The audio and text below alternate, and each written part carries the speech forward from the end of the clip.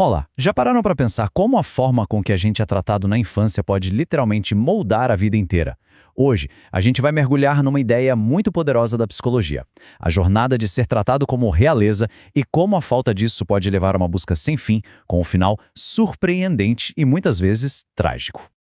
E tudo começa com essa frase aqui. Sua Majestade o bebé. Soa grandioso, não é? Parece até meio exagerado. Mas o que será que isso quer dizer na prática? O que significa ser tratado como realeza logo nos primeiros anos de vida?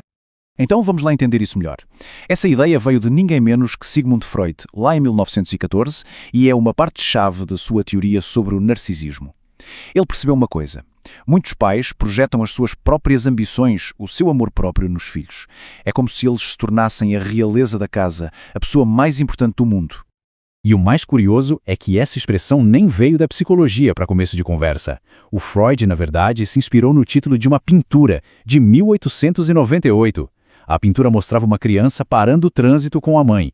A imagem era tão forte que se tornou a metáfora perfeita para a teoria dele sobre esse narcisismo dos pais.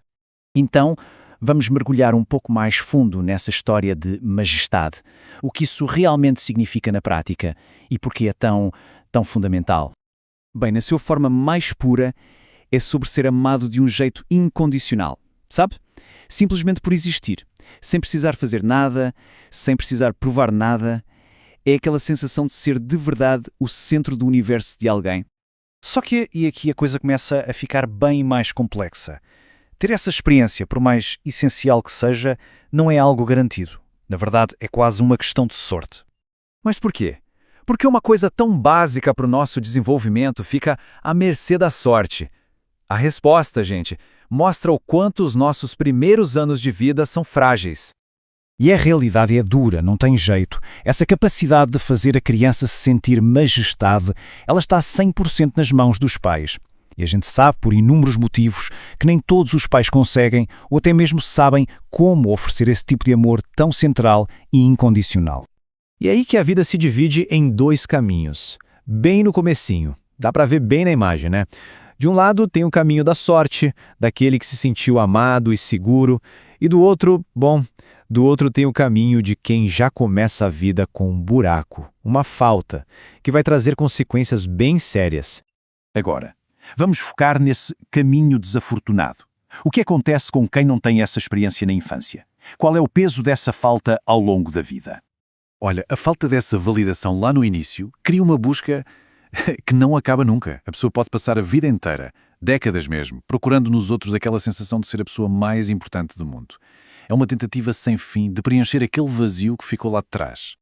E aí vem o primeiro grande problema, que é intransponível.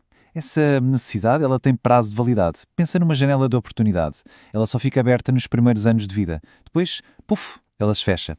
Para sempre. O segundo problema é tão definitivo quanto o primeiro. A única chave que abre essa porta, que dá acesso a esse sentimento primordial, pertence aos pais. Ninguém mais tem essa chave. Nenhum parceiro, nenhum amigo, ninguém. Então, o ponto central é esse. É uma chance única. Uma só. Se não aconteceu na hora certa, com as pessoas certas, a oportunidade passou. É uma realidade bem dura de engolir, eu sei. Mas é fundamental para a gente entender o que vem depois. Essa tabela aqui resume tudo perfeitamente. Amigos, parceiros, terapeutas, claro, eles podem dar amor, apoio, compreensão, mas eles não podem replicar aquela experiência original com os pais.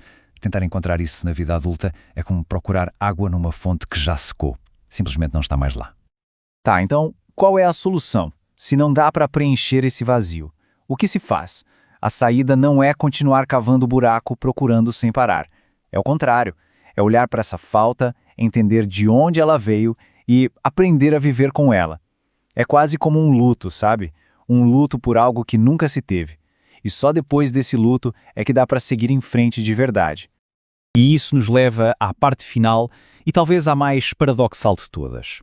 O que acontece quando a pessoa não reconhece essa falta e continua nessa busca desesperada? Quem vive com essa fome de afeto, sem entender o que é, fica numa posição muito, mas muito vulnerável. A necessidade de se sentir especial é tão grande, tão gigante, que a pessoa simplesmente não enxerga os perigos à sua volta. E as consequências disso são perigosíssimas. Qualquer migalha de atenção são perigosíssimas. Qualquer migalha de atenção vira um banquete.